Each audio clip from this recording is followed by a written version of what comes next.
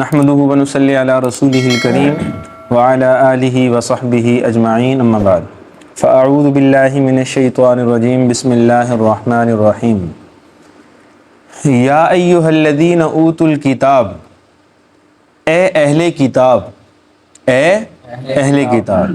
ویسے تو اس کا اگر لفظی معنی کیا جائے تو پھر یوں بنے گا کہ اے وہ لوگوں جن کو کتاب دی گئی، تو مراد اہل کتاب ہی ہے۔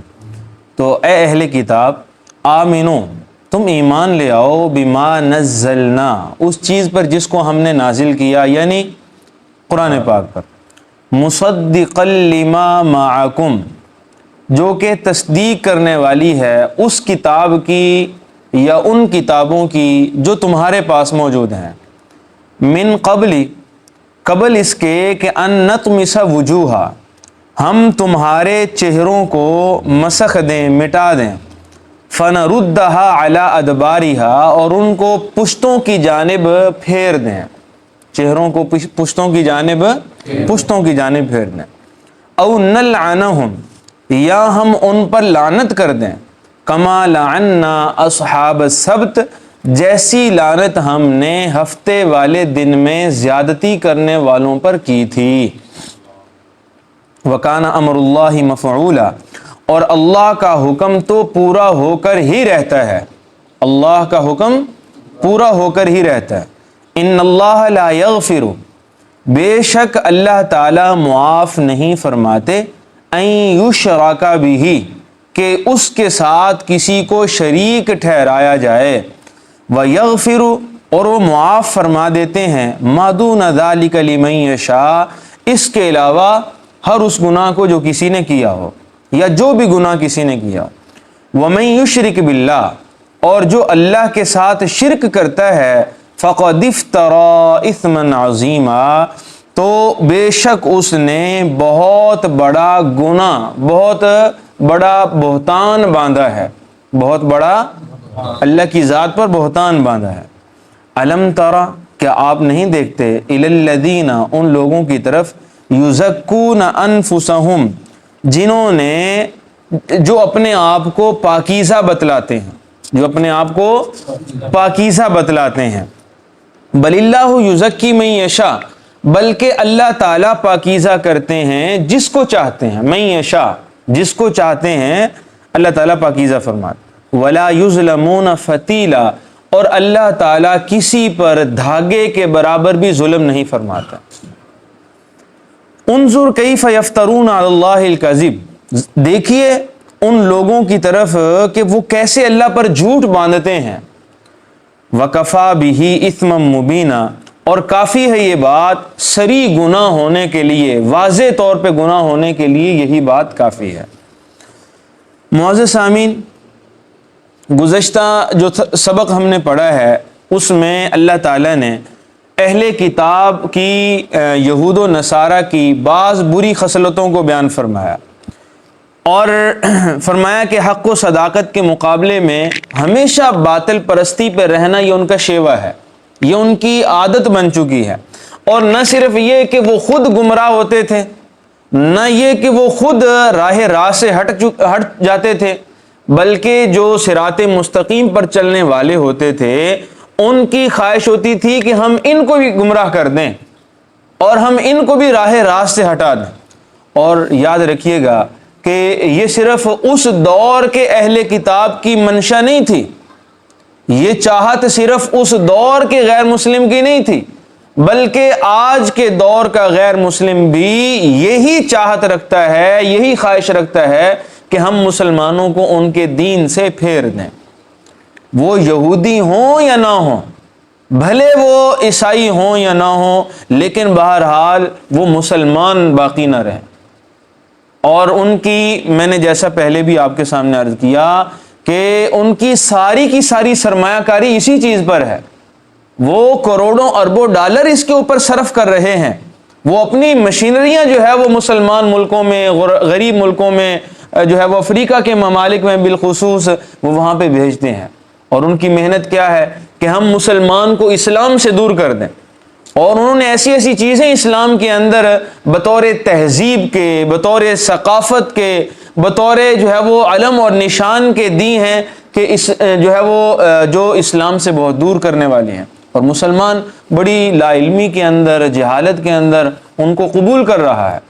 اور اب دیکھیے معزز سامعین، ہماری جو اسلامی تہذیب ہے، ہماری جو اسلامی ثقافت ہے، وہ دیکھ لیجئے، اور ہمارے نوجوان کی ترجیحات، چھوڑ دیجئے نوجوانوں کو، اپنا حال دیکھ لیجئے، ہماری ترجیحات کیا ہیں، اور ہمارے اسلام کی ثقافت اور اس کی خاصیت، اس کا عالم کیا تھا، تعلیمات نبویہ کیا ہیں، ہماری خواہشات کیا ہیں، احکام قرآنیہ کیا ہیں، ہم کیا چاہتے ہیں، ہمارے عمل کیا ہیں، بات سمجھے نا جی۔ تو یہ اسی کا نتیجہ ہے کہ ہم نے اغیار کی تعلیمات کو قبول کیا ہے، ہم نے ان کی ثقافت کو قبول کیا ہے، ہم نے ان کی تہذیب کو قبول کیا ہے۔ تو اس لیے بہرحال جو ہے وہ ان کی ان تمام سازشوں سے خبردار رہنا، یہ بھی ہماری مقصودی چیزوں میں سے ہے۔ ان کی سازشوں سے خبردار رہنا، یہ بھی میں نے کہا کہ ہماری مقصودی چیزوں میں سے ہونا چاہیے، اور ان کی تمام اس طرح کی جو خرافات ہیں، اس طرح کی جو ان کا مکر ہے، ان کا جو دجل ہے، اور ان کی جو چالیں ہیں، اس سے خبردار رہنا یہ ہمارا ایمانی تقاضا ہے۔ اور صرف خبردار نہیں رہنا، بلکہ اپنے آپ کو بھی بچانا ہے، اور اپنے آگی نسلوں کو بھی، اپنی اولادوں کو بھی بچانا ہے۔ بھائی ان کو قرآن سے قریب کریں، ان کو تعلیم نبویہ کے قریب کریں، ان کو احکام الہیہ کے قریب کریں۔ جب وہ اس کے قریب آ جائیں گے، خدا کی قسم وہ خود بخود محفوظ ہو جائیں۔ جب وہ اللہ کے احکام کی روشنی میں آ جائیں گے تو شیطان سے وہ خود بخود بچ جائیں گے، اور اس طرح کے ہر شیطنت سے اللہ تعالیٰ ان کو محفوظ کر لیں گے۔ تو ہمیں اپنی ذمہ داری ادا کرنے کی ضرورت ہے۔ میں بڑی معذرت کے ساتھ اکثر یہ کہا کرتا ہوں کہ ہم باپ تو بن جاتے ہیں، لیکن باپ بننا ہم نے سیکھا نہیں ہوتا۔ ہم خاندان کے سربراہ تو بن جاتے ہیں، لیکن سربراہی ہم نے سیکھی بس ایک اتفاقاً جو ہے وہ حادثاتی طور پہ سب کچھ ہو رہا ہے۔ کوئی کسی جو ہے وہ مستقبل کی تیاری، منصوبہ بندی، کوئی جو ہے وہ کسی کے چیز کے بارے میں پہلے سے تیاری، ایسی کوئی چیز نظر نہیں آتی۔ اپنے بارے میں بھائی فکر مندی کریں، اپنی اولادوں اور اپنی نسلوں کے بارے میں فکر مندی کیجئے، اور آپ جو ہے وہ خبردار ہو جائیں، پورے طریقے سے 14 طبق روشن کر کے جو ہے وہ اپنی نسلوں کو محفوظ کرنا پڑے گا، وگرنہ نسلیں محفوظ نہیں رہیں گی۔ جس تیزی سے زمانہ بدل رہا ہے اور بدل چکا ہے، اس کی مثال بھئی اس کے علاوہ کیا ہو سکتی ہے کہ اقصیٰ کی کیا حالت ہے، فلسطین کی کیا حالت ہے۔ ہماری امت جو ہے وہ کرکٹ کے اوپر بیٹھی ہوئی ہے۔ ہماری امت کو فکر ہے تو انڈیا پاکستان کے میچ ہارنے کی ہے، دکھ ہے تو اس چیز کا ہے۔ کوئی جو ہے وہ کسی کی زبان پر اچھا فکر ہے تو سیاست کی ہے، فکر ہے تو جو ہے وہ کوئی آ رہا ہے کوئی جا رہا ہے، اس کی ہے، کون اندر ہے کون باہر ہے، انتظامیہ کیا کر رہی ہے، مسائل کیا ہیں، معیشت کیا ہے، سماج کیا ہے، فکر ہے تو ان چیزوں کی ہے۔ اور یہ ہمارے حالات، ہمارے چہرے، ہماری گفتگو، ہماری محفلیں بیٹھ کے بتاتی ہیں۔ اگر فکر ہوتی تو زبان پہ تذکرے اسی کے ہوتے، اگر فکر ہوتی دعاؤں میں انہی کو یاد کیا جاتا، فکر ہوتی تو ان کے لیے کوئی کلمات ایک دوسرے کے ساتھ دکھ تقسیم کیا کرتے، ایک دوسرے سے غم بانٹا کرتے۔ لیکن جو ہے وہ ہم اپنی خرمستیوں کے اندر پڑے ہوئے ہیں۔ یہ نتیجہ ہے اس بات کا کہ اغیار کا رنگ ہم پہ چڑھ چکا ہے۔ آپ اس کو تسلیم کریں یا نہ کریں، آپ نے محسوس کیا یا غیر محسوس طریقے سے یہ ہوا، بہرحال یہ ہو چکا ہے۔ اس وقت امت مسلمہ کا ایک عضو، ایک حصہ اس جسم کا، جس جسم کے بارے میں میرے پیغمبر نے کہا تھا کہ پوری میری امت ایک جسم کی مانند ہے، ایک جسم کی مانند ہے۔ ایک عضو کو تکلیف ہو تو سارے کا سارا جسم بیدار رہتا ہے، اسے راتوں کی نیند حرام ہو جاتی ہے، وہ سوتا نہیں ہے۔ لیکن ہمیں کوئی فکر نہیں، ہماری مجلسیں ویسی سجتی ہیں، ہماری گفتگو نہیں بدلی، ہمارے انداز نہیں بدلے، ہماری حتیٰ کہ دعائیں تک نہیں بدلی۔ ہم یہ تو کہہ کر اپنی جو ہے وہ جان خلاصی کر سکتے ہیں، جی حکمرانوں کے فیصلے ہیں، وہ جو ہے وہ مشرق وسطیٰ کے کنارے پہ بیٹھے ہیں، ہم وہاں پہ کیا کر سکتے ہیں؟ اور بھائی کچھ نہیں کر سکتے تو کم از کم ہاتھ اٹھا کے اپنے رب کے سامنے رو تو سکتے ہو، ان کا درد تو اپنے سینے میں بٹھا سکتے ہو، ان کے خون میں لتھڑے لاشوں سے اپنی آنکھوں کو نم تو کر سکتے ہو۔ لیکن ایسا بھی کچھ نظر نہیں آتا۔ اس لیے معزز سامعین اپنے آپ کو بیدار کیجیے، اپنی روح کو بیدار کیجیے، امت کی فکر کیجیے، اپنے پیغمبر کی فکر۔ مفتی زبیر صاحب نے کیا خوبصورت بات فرمائی، کہتے ہیں کہ ہم ظاہری سنتوں کی طرف تو جو ہے وہ خیال کرتے ہیں، ان کی فکر کرتے ہیں کہ ہماری نماز نبی جیسی نماز ہو جائے، ٹھیک ہے، ہمارا اٹھنا بیٹھنا چلنا پھرنا کھانا پینا یہ نبی جیسا ہو جائے، یہ سنت کے مطابق ہو جائے۔ لیکن نبی کی چند سنتیں اس کے علاوہ بھی ہیں، نبی کی فکر پیدا کرنا یہ بھی سنت نبوی ہے، نبی کے تخیلات دل کے اندر پیدا کرنا یہ بھی سنت نبوی ہے، نبی والا احساس دل کے اندر پیدا کرنا، ہمدردی اور رواداری دل کے اندر پیدا کرنا یہ بھی احساس سنت ہے، یہ بھی ایک نبی کی سنت ہے، اس کی طرف کبھی کسی کا خیال نہیں آتا۔ بات سمجھے نا جی؟ اللہ تعالیٰ نے تو اہل کتاب کے بارے میں، غیر مسلمین کے بارے میں، اب آپ کے سامنے کون سی چیز پوشیدہ رہ گئی ہے؟ کیا اللہ تعالیٰ نے ہمیں بتایا نہیں کہ یہ یہود و نصارہ جو ہے وہ مسلمانوں کے خلاف بالکل ایک ہو جاتے ہیں؟ کہ ہم نے یہ پڑھ نہیں لیا کہ یہ یہود و نصارہ امت مسلمہ سے کسی بھی حالت میں خوش نہیں ہو سکتے؟ وَلَن تَرْضَىٰ عَنْكَ الْيَهُودَ وَلَا النَّصَارَىٰ حَتَّىٰ تَتَّبِعَ مِلَّتَهُمْ، یہاں تک کہ تم ان کی ملت کو تسلیم کر لو، یا یہودی بن جاؤ یا نصرانی بن جاؤ، پھر تو وہ خوش ہو سکتے ہیں، وگرنہ ہمیشہ ڈو مور کا مطالبہ ہوتا چلا جائے گا۔ بھئی بات سمجھ رہے ہیں نہیں سمجھ رہے؟ اس لیے امت کی فکر کیجئے، خیالات نبوی اپنے دل کے اندر پیدا کیجئے، تفکرات نبوی اپنے دل کے اندر پیدا کیجئے، رسول اللہ صلی اللہ علیہ وسلم والے احساسات، ہمدردیاں، جذبات یہ بھی پیدا کیجئے، ان سنتوں کو بھی اپنانے کی کوشش کیجئے۔ اور بہرحال اللہ تعالیٰ نے معزز سامعین یہاں پہ اہل کتاب کو گویا کہ مخاطب کر کے فرمایا کہ یا ایھا الذین اوتوا الکتاب، اے اہل کتاب، آمینو تم ایمان لے آؤ، بما نزلنا مصدقا لما معکم، اس کتاب پر، اس چیز پر جس کو ہم نے نازل کیا ہے، اور اس کی ایک خاصیت یہ ہے کہ وہ جو تمہارے پاس موجود کتاب اس کی تصدیق کرنے والی ہے۔ ہمارا تو ایمان تب تک کامل نہیں ہوتا جب تک ہم تورات پر انجیل پر ایمان نہیں لے آتے، پہلی کتابوں پہ جب تک ایمان نہیں لے آتے ہمارا کوئی مسلمان نہیں ہو سکتا۔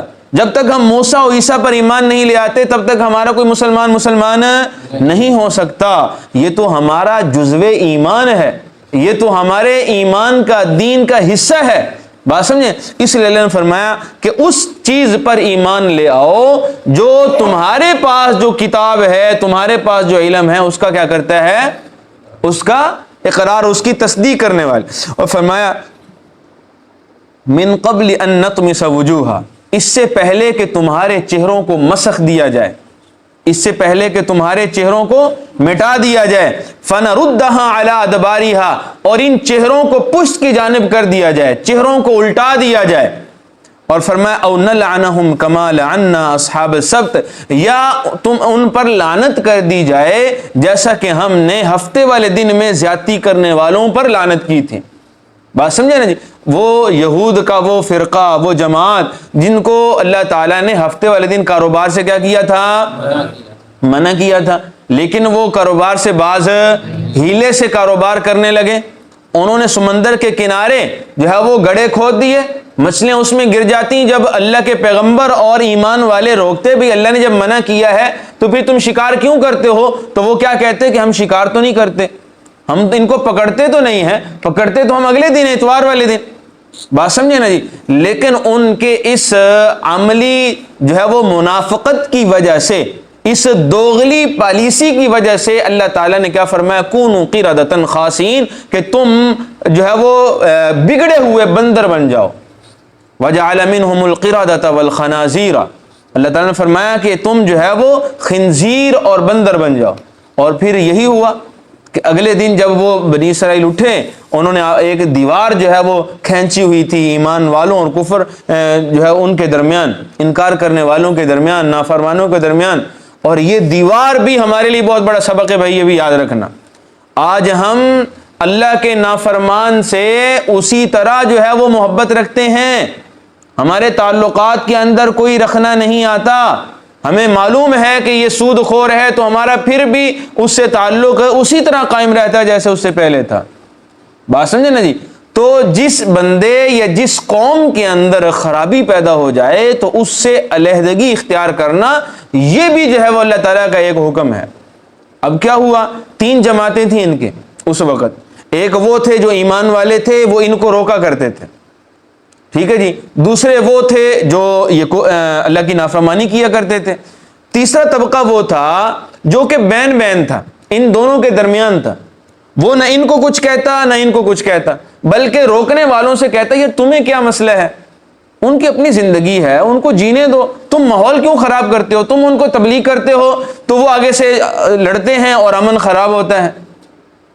اسی طرح کی باتیں آپ بھی اس معاشرے میں سنتے ہوں گے، بات سمجھیں۔ لیکن ایمان والوں نے کیا کیا کہ ایک دیوار کر کے اپنے آپ کو کیا کر لیا، الگ کر لیا، اپنے آپ کو الگ کر لیا۔ تو اگلے دن جب اٹھے وہ دونوں جماعتیں وہ خنزیر اور بندر کی شکل اختیار کر چکے تھے، اور جب انہوں نے دیکھا کہ خاموشی ہے، سناٹا ہے، دوسری طرف کوئی شور شرابہ، کوئی چوں چراں بھی نہیں ہو رہی، تو انہوں نے دیواریں پھلانگ کے دیکھا تو کوئی بھی، پورا شہر خالی، پوری بستی خالی۔ تو جب دروازوں کو توڑ کر یہ اندر گئے تو دیکھا تو کوئی بندر ہے، کوئی خنزیر ہے، کوئی کس شکل میں ہے۔ اور روایات میں آتا، مفسرین نے لکھا ہے کہ وہ جو بندر بن گئے تھے وہ ان کو پہچان رہے تھے، اپنے رشتہ دار تھے تو سارے رشتہ دار عزیز تھے ایک دوسرے کے، اور وہ ان کو پہچان رہے تھے، اور ان کی آنکھوں سے مسلسل آنسو رواں تھے، لیکن یہ جو محرومی کے آنسو تھے ان کا کوئی فائدہ بعد میں کوئی فائدہ نہیں۔ 3 دن تک وہ زندہ رہے، اس کے بعد وہ بالکل صفایا ہو گئے، ختم ہو گئے، بات سمجھے نا۔ اس لیے عزت ہے تو اسلام میں ہے، عزت ہے تو دین میں ہے، بقا ہے تو دین کے اندر ہے۔ واللہ العظیم اللہ تعالیٰ نے جتنی عظمتیں رکھی ہوئی ہیں وہ اس اسلام کے اندر رکھی ہوئی ہیں، جتنی عزتیں اور جتنی امن اور جتنی برکتیں ہیں وہ اسی دین کے اندر رکھی ہوئی ہیں۔ جتنا جو اس دین سے جڑتا چلا جاتا ہے اللہ تعالیٰ اتنا جو ہے اس کو نوازتے چلے جاتے ہیں، بات سمجھے نا جی۔ تو بہرحال اللہ تعالیٰ نے فرمایا کہ اس سے پہلے کہ تمہارے چہروں کو مسخ دیا جائے، یا جو ہے وہ تمہارے چہروں کو پلٹ دیا جائے، یا تم پر اسی طرح لعنت کی جائے جس طرح ہم نے ہفتے والے دن میں زیادتی کرنے والوں پر کی تھی، اس سے پہلے تمہیں کیا کرنا چاہیے، تو اللہ پر بھی ایمان لے آؤ، اور رسول اللہ صلی اللہ علیہ وسلم اور ان پر اترنے والی نبوت اور کتاب اس پر بھی ایمان لے آؤ۔ تو بہرحال آگے فرمایا وَكَانَ أَمْرُ اللَّهِ مَفْعُولًا، اللہ کا حکم پورا ہو کے رہتا ہے۔ ایسا نہیں ہو سکتا کہ اللہ تعالیٰ کوئی حکم دے اور پھر وہ ادھورا رہ جائے، اسے کوئی طاقت روک لے، ایسا ممکن ہے؟ وَكَانَ أَمْرُ اللَّهِ مَفْعُولًا، اللہ کا حکم پورا ہو کے رہتا ہے۔ فرمایا ان اللہ لا یغفر ان یشرک بہ ویغفر ما دون ذلک لمن یشاء، بلا شبہ اللہ تعالی شرک والا گناہ معاف نہیں فرمائیں گے، اس کے علاوہ جو گناہ جس کا ہوگا اللہ اگر چاہیں گے تو کیا کر دیں گے، معاف فرما دیں گے۔ بھائی یہ اس کے بارے میں اکثر جو ہے وہ لوگوں کے ذہن میں پھر سوال پیدا ہوتا ہے کہ بھی اگر اللہ تعالیٰ معاف نہیں کریں گے تو پھر معافی کی صورت کیا ہو سکتی ہے، پھر بخشش کی صورت کیا ہو سکتی ہے؟ بھئی یاد رکھیں یہ موت کے وقت کیا گیا شرک اس کی بات ہو رہی ہے، یا شرک کی حالت میں مرنے پر جو ہے وہ یہ بات کی جا رہی ہے کہ اگر کوئی شرک اس نے کیا اور پھر شرک کرتا ہی رہا، اسی میں اس کی موت آ گئی، تو اللہ تعالیٰ بھی اس جرم کو معاف نہیں فرمائے۔ البتہ اپنی زندگی کے اندر ہی اگر کوئی توبہ تائب ہو جاتا ہے، صدقی دل سے شرک سے توبہ کر لیتا ہے، تو پھر اللہ تعالیٰ کیا کر دیتے ہیں بھائی، معاف فرما دیتے ہیں۔ پھر اللہ تعالیٰ اس لیے کہ توبہ کا دروازہ یہ موت کے غرغرے تک، سکرات الموت کے طاری ہونے سے پہلے تک کھلا ہوا ہے، بات سمجھے نا جی۔ اور شرک بھئی یاد رکھیں ذات میں اگر ہم اللہ کے ساتھ کسی کو معاذ اللہ ثم معاذ اللہ شریک ٹھہرائیں گے یہ بھی شرک ہے، اور صفات میں اگر کسی کو شریک ٹھہرائیں گے تو یہ بھی شرک ہے، عبادات میں اگر کسی کو شریک ٹھہرائیں گے تو یہ بھی شرک ہے، بات سمجھے نا جی۔ اب اللہ کی ذات کیا ہے، قل هو اللہ احد اللہ الصمد لم یلد ولم یولد ولم یکن لہ، اس کا کوئی مثل، اس جیسی کوئی ذات کوئی نہیں ہے، لیس کمثلہ شیء، اس کی مثال ہی کائنات کے اندر نہیں ہے۔ اگر ذات میں شرک کیا جائے گا تو اس کو کہا جاتا ہے شرک فی الذات، بات سمجھے۔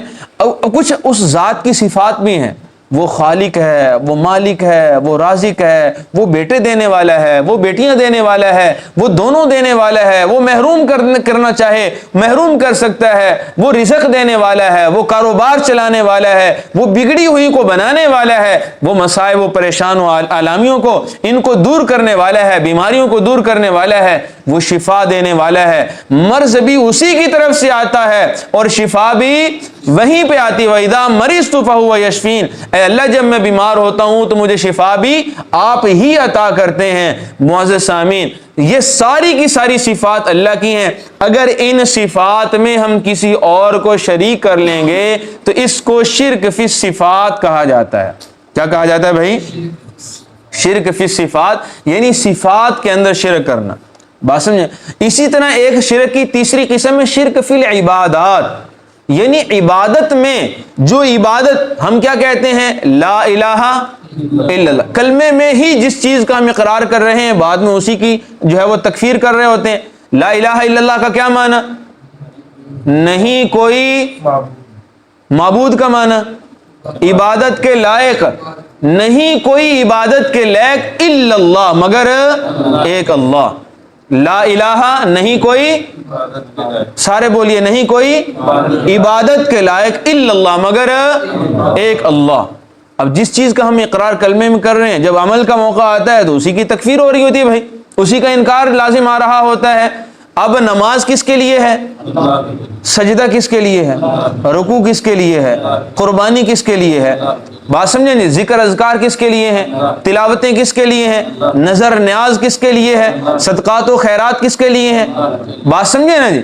ان صلاتی و نسکی و محیای و مماتی للہ رب العالمین لا شریک لہ وبذالک امرت وانا اول المسلمین، کہ اے اللہ میری نمازیں، میری قربانیاں، میرا جینا، میرا مرنا للہ رب العالمین، صرف اللہ رب العالمین کے لیے ہے۔ بات سمجھے نا بھیا؟ تو میں نے عرض کیا کہ جو عبادتیں صرف اور صرف ذات الہی کے لیے ہیں، اگر ہم اس میں کسی کو شریک کر لیں گے تو یہ بھی کیا ہے؟ یہ بھی شرک ہے۔ یہ بھی کیا ہے؟ یہ بھی شرک ہے۔ اور ایک شرک کی اور قسم ہے، وہ ہے عملی عبادات کے اندر جو ہے وہ کسی کو دکھانے کے لیے کوئی نیت کر لینا۔ مثال کے طور پہ نماز پڑھ رہا ہے تو اب ذہن میں آیا بھائی فلاں آدمی مجھے دیکھ رہا ہے، اب ذرا میں اور جھک کے عاجزی سے پڑھ لوں، ہیں دعا کے لیے ہاتھ اٹھائے ہوئے تو اچھا مجھے وہ دیکھ رہا ہے جی، اب کیا ہے دعائیں لمبی ہو رہی ہیں، ٹھیک ہے جی، حج پہ چلا گیا، عمرے پہ چلا گیا کہ لوگ جو ہے وہ میرے نام کے ساتھ حاجی ملا لیں۔ بات سمجھے نا جی؟ علم پڑھ لیا کہ لوگ عالم کہہ لیں، مفتی کہہ لیں، حافظ کہہ لیں۔ اب یہ ساری کی ساری چیزیں کیا ہیں؟ رسول اللہ صلی اللہ علیہ وسلم نے فرمایا جس نے عمل کے اندر دکھلاوا کیا فقد اشرک، اس نے بھی شرک کیا۔ اس نے بھی کیا کیا؟ گو یہ وہ عقیدے والے شرک کے برابر تو نہیں، لیکن بہرحال حضور نے اس کو بھی شرک کہا ہے۔ بات سمجھیں؟ تو ان تمام شرک کی اقسام کو ذہن میں رکھ کر زندگی گزارنا اور اس سے بچنے کی کوشش کرنا کہ ذات الہی کے بارے میں بھی ہمارا عقیدہ بالکل صاف ہو، صفات الہی کے بارے میں بھی عقیدہ بالکل صاف ہو، اور عبادات الہی کے اندر بھی ہمارا عقیدہ اور ذہن کیا ہو؟ بالکل صاف ہو۔ اسی لیے کہا گیا انما الاعمال بالنیات، کہ اعمال کا دار و مدار نیتوں پر ہوتا ہے۔ بات سمجھے نا جی؟ تو بہرحال اللہ نے فرمایا کہ شرک معاف، ومن یشرک باللہ، اور جو اللہ کے ساتھ شرک کرتا ہے فقد افترا اثما عظیما، وہ بہت بڑا افترا اللہ کی ذات کے ساتھ باندھ رہا ہے۔ اب جس نے گویا کہ بتوں کو اللہ کے برابر لا کے کھڑا کر دیا، ٹھیک ہے نا جی، کہ جس طرح وہ بیٹے دیتا ہے یہ بھی بیٹے دیتا ہے، جس طرح وہ بیٹیاں دیتا ہے تو یہ فلاں فلاں چیزیں یہ بھی بیٹیاں دیتی ہیں۔ بات سمجھے نا جی؟ تو اب کیا ہے کہ اللہ نے اللہ کے ہم پلہ ان کو ٹھہرا لیا نا۔ اللہ نے فرمایا کہ جن اختیارات کا واحد میں مالک تھا، میرے اختیارات میں آپ نے ان کو دخیل کر دیا، ہوتے کون ہو؟ یہ اللہ تعالیٰ پر سب سے بڑا جھوٹ اور افترا ہے، یہ اللہ تعالیٰ پر سب سے زیادہ۔ اور فرمایا ان دعوا للرحمن ولدا، اللہ نے فرمایا کہ تکاد السماوات یتفطرن، کہ ہو سکتا ہے ان قریب کہ آسمان پھٹ جائے، زمین شق ہو جائے، اس وجہ سے کہ لوگ رحمان کے لیے اولاد ثابت کرتے ہیں۔ بات سمجھے نا بھیا؟ مشرکین مکہ کیا کہا کرتے تھے کہ یہ جو فرشتے ہیں یہ اللہ کی بیٹیاں ہیں۔ بات سمجھے. اور یہود نے حضرت عزیر کو اللہ کا بیٹا قرار دے دیا, نصارہ نے حضرت عیسیٰ علیہ السلام کو اللہ کا بیٹا قرار دے دیا. بات سمجھے نا جی. اس لیے اللہ نے فرمایا کہ یہ اللہ تعالیٰ پر سب سے بڑی تہمت اور سب سے بڑا بہتان ہے. اللہ تعالیٰ ان تمام چیزوں سے کیا ہے بھائی؟ وہ اولاد کمزوری کی علامت ہے بھائی. اولاد کیا ہے؟ اولاد کی خواہش ہر ایک کے دل میں کیوں ہوتی ہے؟ اس لیے کہ اولاد کی وجہ سے میرا نام دنیا میں کیا ہوگا؟ باقی رہے گا. اور دوسری, اولاد جب ہوگی تو بڑھاپے میں میرا کیا بن جائے گی؟ سہارا بن جائے گی, میرے بازو بن جائیں گے. بات سمجھے. اس لیے اولاد کی ضرورت انسان کو ہوتی ہے, اس لیے خواہش بھی ہوتی ہے, جبکہ اللہ کے نام کی بقا کے لیے اور اس کی شان و رفعت کے لیے, یا پھر اس کو جو ہے وہ اس کے کام پورے ہونے میں اللہ تعالیٰ کسی کے محتاج, اللہ کو کسی سہارے کی ضرورت نہیں ہے. بات سمجھیں جی. اس لیے بہرحال اولاد کی یا کسی بھی چیز کی اللہ کی طرف نسبت اس طریقے سے کرنا کہ جو شرک کے زمرے میں آئے, یہ بہت بڑا کیا ہے؟ بہتان ہے ذات الہی پر. فرمایا الم تر الی الذین یزکون انفسہم, کیا آپ ان لوگوں کی طرف نہیں دیکھتے؟ یزکون انفسہم, جو کہتے ہیں ہم نے اپنے آپ کو پاکیزہ کر لیا. ہم نے اپنے آپ کو کیا کر لیا؟ ہم نے اپنے آپ کو پاکیزہ کر لیا. اللہ فرماتے ہیں بل اللہ یزکی من یشاء, یہ بالکل جھوٹ. پاکیزہ وہی ہوتا ہے جسے اللہ پاکیزہ کرتے ہیں. پاکیزہ کون ہوتا ہے؟ جسے اللہ تعالیٰ پاکیزہ کر دیتے ہیں. اور فرمایا ولا یظلمون فتیلا, اور جو سچی خواہش رکھے اللہ پھر اس کو پاکیزہ کر بھی دیتے ہیں, اس لیے کہ اللہ تعالیٰ کسی پر دھاگے کے برابر بھی ظلم نہیں کرتا.